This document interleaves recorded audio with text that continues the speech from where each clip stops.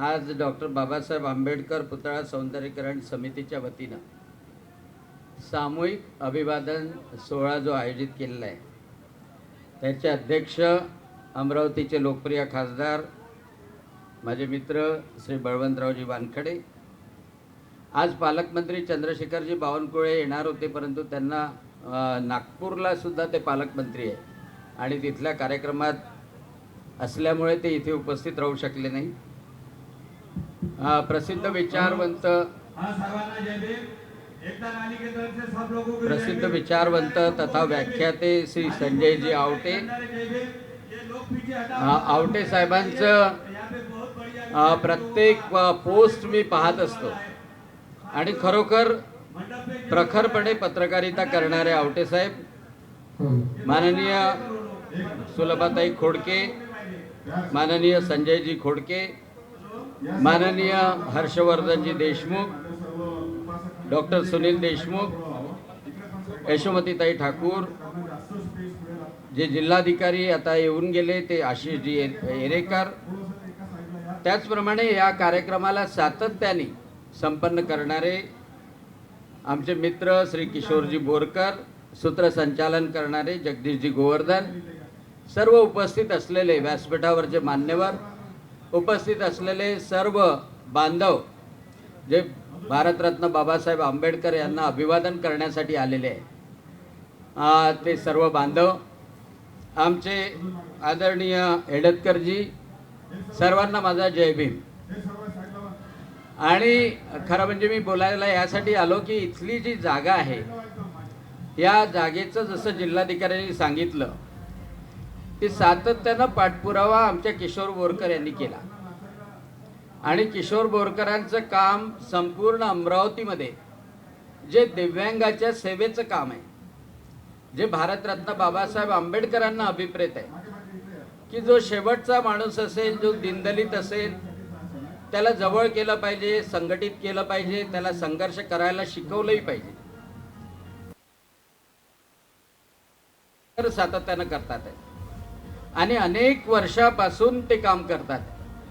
आज त्यांनी हर्षवर्धनजी देशमुख यांचा जीवन गौरव पुरस्कार देऊन सत्कार केला, खरोखर खूप चांगलं वाटलं, कारण की भाऊसाहेब डॉक्टर पंजाबराव देशमुख आणि भारतरत्न बाबासाहेब आंबेडकर यांची जी मैत्री होती त्या माध्यमातूनच ओबीसींना होता तो भारतरत्न बाबासाहेब आंबेडकर आणि भाऊसाहेब डॉक्टर पंजाबराव देशमुख यांच्या माध्यमातून तो अस्तित्वात आला, तो सगळ्यांना मान्य करावा लागेल। आणि म्हणून एक जे त्यावेळेला जी म्हणजे आपण ती मैत्री म्हणू शकतो ती भारतासाठी, समाजासाठी फलदायी होती। जेव्हा जिल्हाधिकारी बोलत होते की भारतरत्न बाबासाहेब आंबेडकर यांनी संविधान लिहिलं म्हणून आज भारत मजबूत आहे आणि अनेक गोष्टी भारतात 75 वर्षात घडल्या, त्याच वेळेला भारतरत्न बाबासाहेब आंबेडकरांच्या सोबतच असलेले विधिज्ञ जोगेंद्रनाथजी मंडल ते या भारतामधून सोडून गेले, ते पाकिस्तानात गेले आणि पाकिस्तानाची घटना लिहिण्याचा प्रयत्न केला, परंतु त्यांना पुन्हा वापस यावं लागलं। बरोबर आहे संजय, त्यांना वापस यावं लागलं आणि या भारतामध्ये राहावं लागलं शेवटी। आणि म्हणून भारतरत्न बाबासाहेब आंबेडकरांच्या माध्यमातून या भारताला संपूर्ण आकार देण्याचा, परंतु भारतरत्न बाबासाहेब आंबेडकरांना जर समजून घ्यायचं असेल तर निश्चितच एकांगी समजून घेण्यात अर्थ नाही। भारतरत्न बाबासाहेब आंबेडकरांचं समग्र वाङ्मय वाचलं पाहिजे, कारण ते वाङ्मय असं आहे की एक वेळा वाचल्याने समजेल असं नाही आहे। अनेक त्यांचे निबंध जे आहे, बौद्ध आणि त्याचा धम्म, पाकिस्तानच्या फाळणीवर लिहिलेलं पुस्तक, वेळोवेळी माणसाचे विचार सुद्धा अलग राहू शकतात, लिहिल्या जाऊ शकतात, परंतु अर्थविषयक लिहिलेले त्यांचे निबंध ते खरोखर वाचण्यासारखे आहे। आणि दुर्दैव असं आहे की अनेक वेळा भारतरत्न बाबासाहेब आंबेडकर यांना न वाचता आपण बोलायला लागतो आणि तिथेच समाजामध्ये दुही निर्माण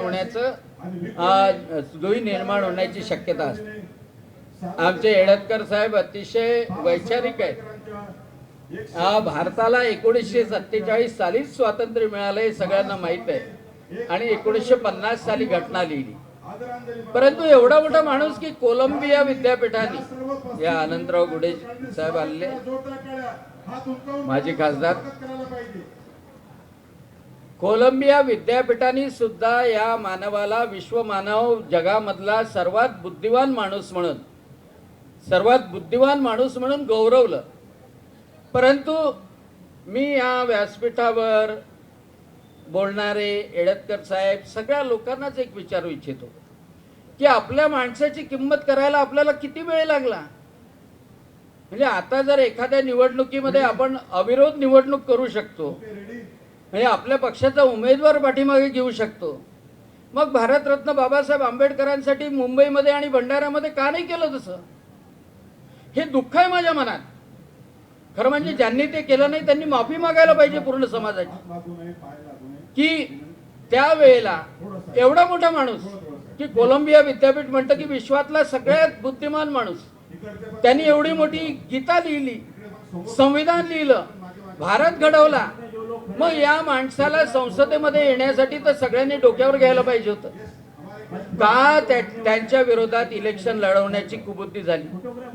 पण ती कुबुद्धी झाल्यानंतर आजपर्यंत मला आठवत नाही की त्या पक्षाच्या त्या विचाराच्या लोकांनी भारतरत्न बाबासाहेब आंबेडकरांची आजही माफी मागायला पाहिजे. खरोखर विचार करण्यासारखी गोष्ट.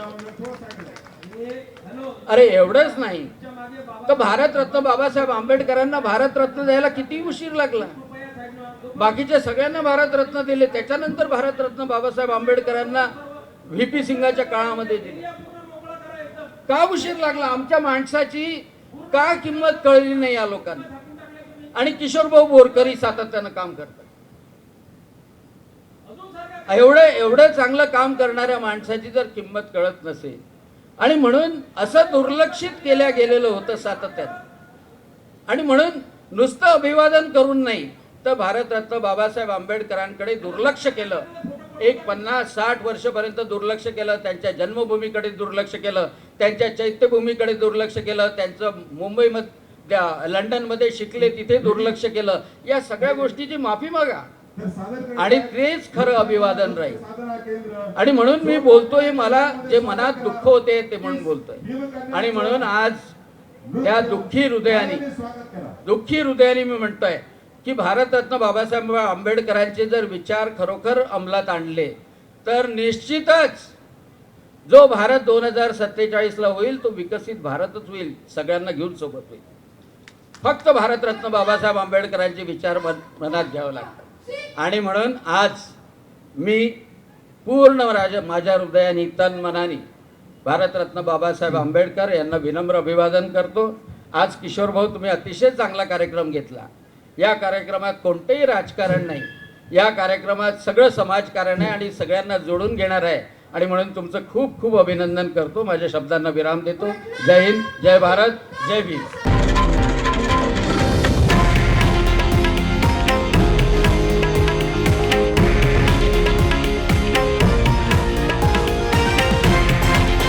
हे आहे देशातील नंबर 1 न्यूज नेटवर्क आणि आपण पाहत आहात TV9 मराठी, एकमेव.